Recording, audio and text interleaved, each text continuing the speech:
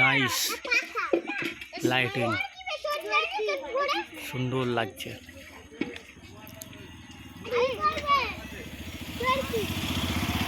এখনো কাজ বাকি আছে, তার মধ্যে ভিডিও হচ্ছে। তো পুরোটাই লাইটিং হবে পোল পর্যন্ত, এই শুরু করা হয়েছে। কেমন লাগছে বন্ধুরা, সকলে অবশ্যই কমেন্টে জানাবেন।